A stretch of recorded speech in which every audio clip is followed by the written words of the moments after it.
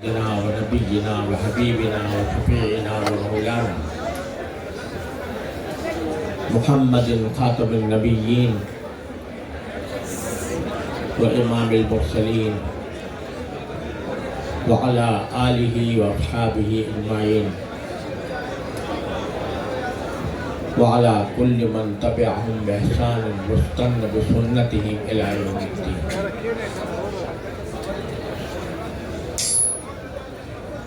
اما بعد، حضرات علماء کرام،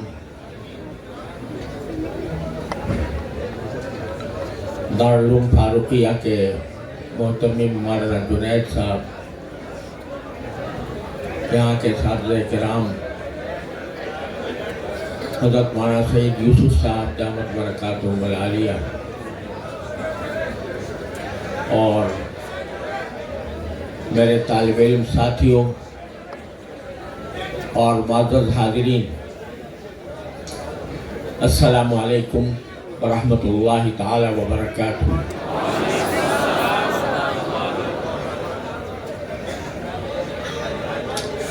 یہ میرے لیے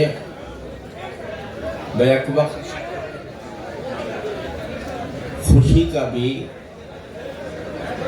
اور صدمے کا بھی موقع ہے کہ آج مجھے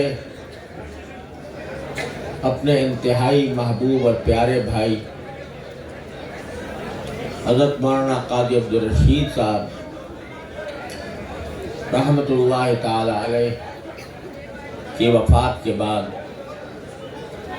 پہلی بار ان کے اس گلشن علم و عمل میں حاضری کا موقع مل رہا ہے۔ ایک طرف اس ادارے میں جہاں میری اس سے پہلے بھی بار بار حاضری ہوئی، نگاہیں اس مقدس چہرے کو ڈھونڈ رہی ہیں جن کی وجہ سے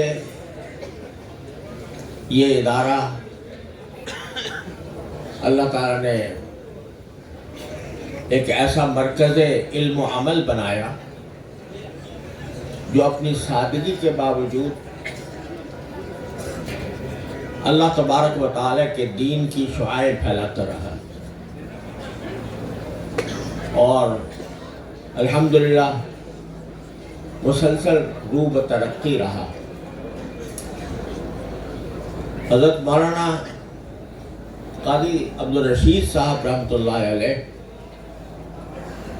ان شخصیتوں میں سے تھے کہ جنہیں اللہ تبارک و تعالیٰ نے درد دل عطا فرمایا اور دین کی فکر اور اہل دین کی محبت و عظمت اور ہر دینی مسئلے کے لیے قلب کی بے چینی اور اضطراب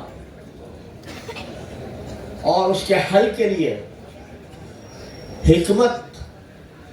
اور شجاعت کا آمیزہ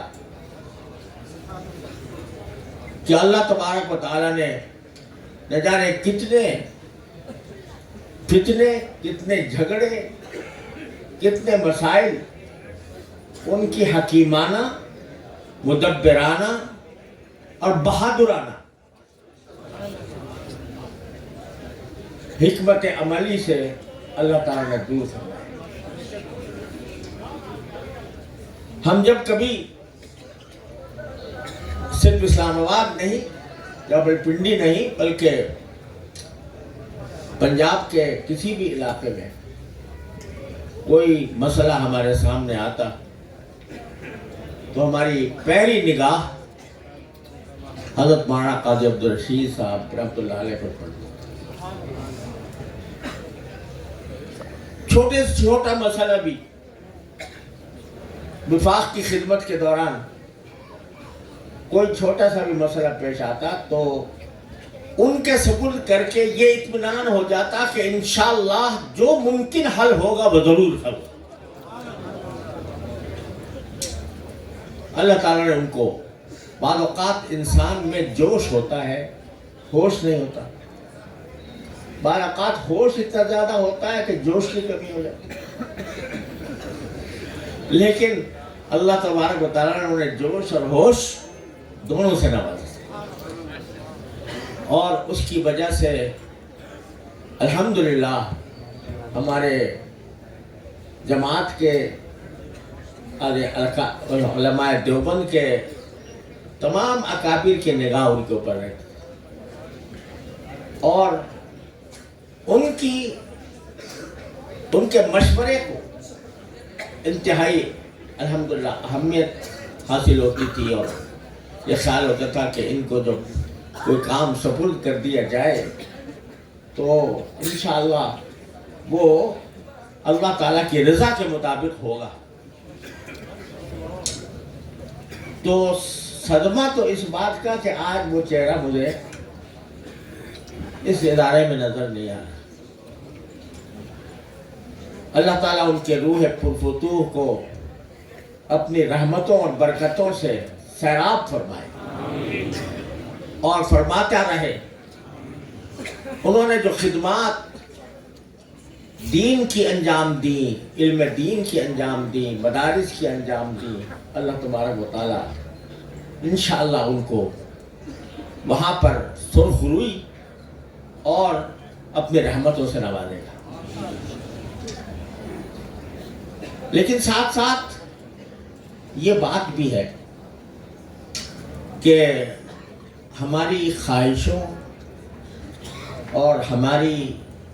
تمناؤں پر یہ نظام نہیں چل رہا.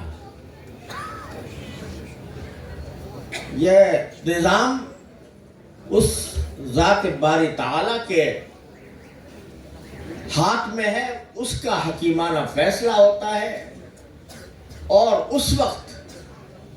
اللہ تبارک و تعالیٰ جس بارے میں کوئی فیصلہ فرما لیتے ہیں تمام حکمت اسی میں اور ہماری خواہشیں اور تمنائیں اسے لوٹا نہیں سکتی. اگر انسان کی خواہش تمنا قربانی کسی